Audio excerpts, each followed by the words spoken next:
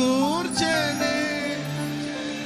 నన్నెల ప్రేమించ మనసాయను నీ